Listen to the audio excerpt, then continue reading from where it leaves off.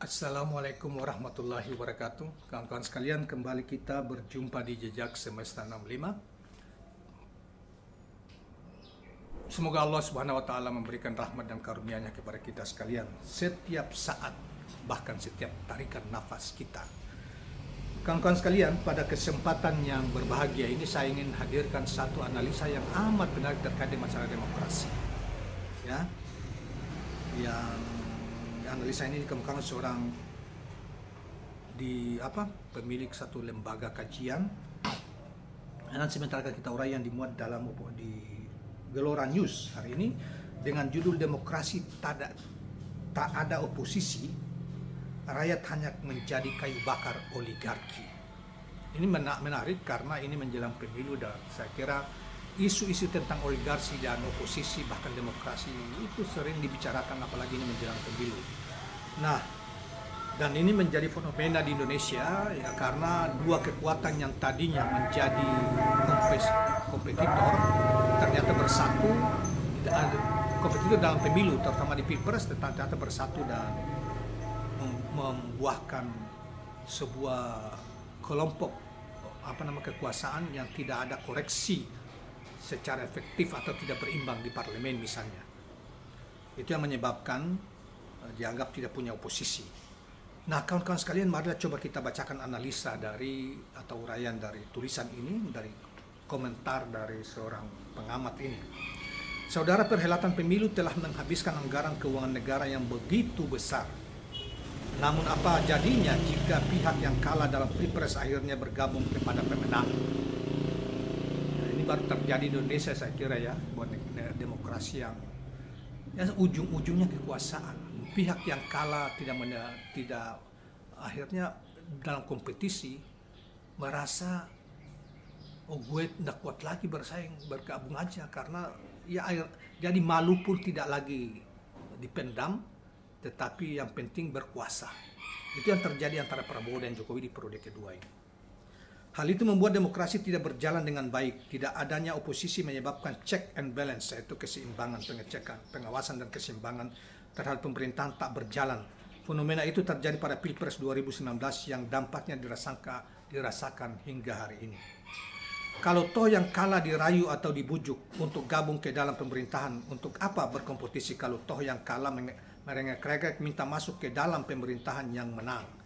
Kata Direktur Eksekutif Lembaga Kajian Studi Masyarakat dan Negara Laksamana Samuel F. Sileang kepada wartawan Jakarta.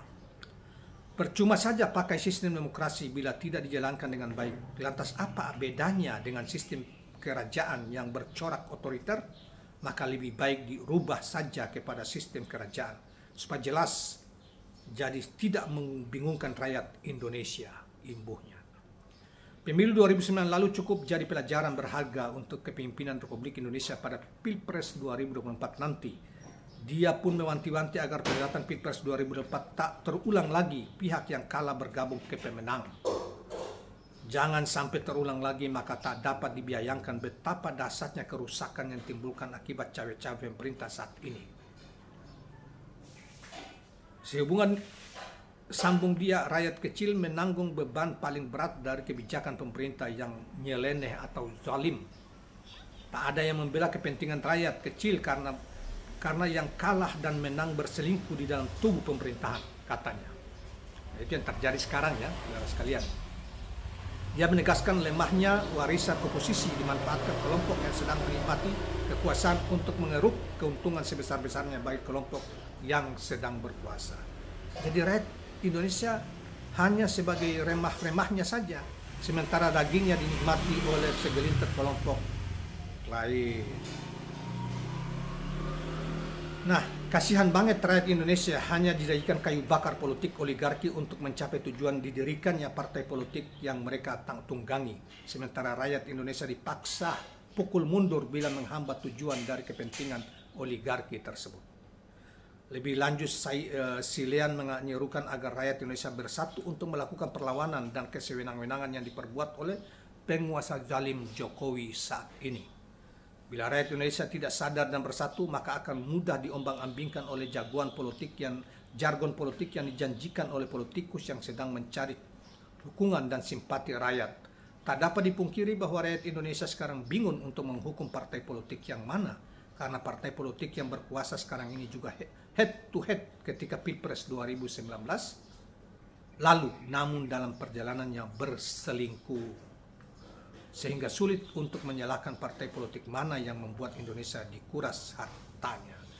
Nah, saudara sekalian, ini analisa yang menarik dan gambaran ini menggambarkan tentang situasi Indonesia ini yang banyak orang sebelumnya berharap Prabowo jangan berselingkuh dengan penguasa Jokowi yang kemudian bergabung ke sana, sehingga Prabowo dengan partainya dan kelompoknya memainkan check and balance, membuat pengawasan dari luar terhadap jalannya pemerintahan, sehingga pemerintah tidak berlaku sewenang-wenang terhadap banyak hal. Tetapi hal yang sekarang ini terjadi adalah apa yang terjadi di Pulau Rempang. Ini adalah cara pemerintah sewenang-wenang luar biasa mencoba memindahkan paksa penduduk-penduduk di mana tempat mereka belum dibangun. Dan mereka beri tenggak waktu bahwa hanya tanggal 28 ini September ini harus sudah dikosongkan daerah itu demi investor atau demi para oligarki. Coba bayangkan. Dan tidak ada Gerindra yang tadinya diharapkan sana kelompok ininya untuk menjadi korektif, ternyata tidak. Semuanya jadi core, jadi satu, terkecuali PKS saja. Yang tentunya jauh dari efektif. Parlemen sudah dikuasai. PDIP diam 1000 bahasa. Nah, jadi raya ini yang digambarkan oleh tulisan ini, oleh kajian ini tentang fenomena mengapa bahayanya kalau dalam sebuah demokrasi tidak ada oposisi. Berbahaya tidak ada pihak koreksi yang berimbang untuk mengawasi jalannya pemerintahan, agar pemerintah tidak sewenang-wenang terhadap masyarakat atau tidak menjalankan pemerintahan tidak suka-suka atau tidak sewenang-wenang. Bahkan terjadi perampokan kekayaan negara dapat diduga. Tidak ada yang mengawasinya. Karena Gerindra ingin juga terlibat di dalam situ, ya, Prabowo dan konco-konconya terlibat di dalam situ, ikut juga mengeruk apa yang ada di dalam. Rupanya air liur kekuasaan ini sudah tidak bisa ditahan oleh Prabowo dan yes-nya. Makanya saya katakan, kalau memang ini tujuan Prabowo dan kawan-kawannya untuk bergabung ke dalam kekuasaan Pak Jokowi, mengapa tidak kemarin saja bergabung saja, misalnya cawapresnya Jokowi misalnya, sehingga tidak ada yang lawan tandingnya di sana. Udah satu putaran selesai, tidak ada lah, bukan satu putaran, tidak mungkin pemilu sekadar simbol aja. Sehingga juga tidak menimbulkan membuang uang rakyat ratusan triliun, dan tidak juga mengorbankan para pendukungnya yang sampai berdarah-darah. Mungkin ada yang tertembak ketika mau protes dan perjuangan Prabowo. Dan banyak juga rakyat menyumbang kepada Prabowo. Ada 20.000, ada 10.000, ada 100.000, ada 500.000, ada 1 juta. Mereka bawa uang tidak berkarung-karung dari Jawa Tengah, dari mana-mana nyumbang demi Prabowo. Tiba-tiba Prabowo, begitu Jokowi menang, Prabowo di dalam tulisan dia kata kelompok ini merengek-rengek minta jabatan ke sana dan bergabung, dan mereka berselingkuh di sana, rampok dalam tanda petik, karena tidak ada lagi yang ngawasi di parlemen. Semua sudah jadi satu, terkecuali PKS dan Demokrat. Tapi dua partai ini kan kecil, tidak efektif itu ya. Kalau mau macam-macam bisa Kemudian mereka juga membangun buzzer dengan biaya negara untuk menyerang siapa saja yang mengkritik pemerintah. Itulah kondisi bangsa kita hari ini. Mereka sudah bersatu membohongi rakyat. Seluruh narasi kebohongan diproduksi dari istana, ya, seakan-akan itu demi rakyat, padahal demi mereka. Nah, itulah yang terjadi kawan-kawan sekalian. Karena itu apa kajian ini menggambarkan tentang situasi kita sekarang. Ke depan jangan sampai itu terjadi. Dan jangan sampai situasi ini diwariskan atau ditindaklanjuti atau dibawa, digiring agenda Pak Jokowi ini dibawa terus untuk bangsa ini. Jangan pilih pemilu yang akan datang. Perhatikan. Mereka yang ingin melanjutkan warisan jelek ini, warisan buruk ini untuk bangsa, jangan sampai dipilih. ada dua capres yang ingin mewariskan ini. Mereka yang telah berselingkuh dan ingin saling melanjutkan, mendukung. Dan ada satu yang sebetulnya itu juga partainya sudah tidak mau menutup diri dari intervensi sang juragan negara, tetapi masih juga rengek-rengek mau dukungan juga dari sana. Kan tolol itu namanya, tidak percaya diri. Pilihlah pemimpin yang memiliki kecerdasan, dihargai dunia, bersih, dan peduli terhadap rakyat. Itulah yang terpenting. Selamat bangsa ini kalau itulah kita menjatuhkan pilihan kepada pemimpin yang cerdas, peduli terhadap rakyat, menegakkan keadilan untuk seluruh kepentingan rakyat Indonesia.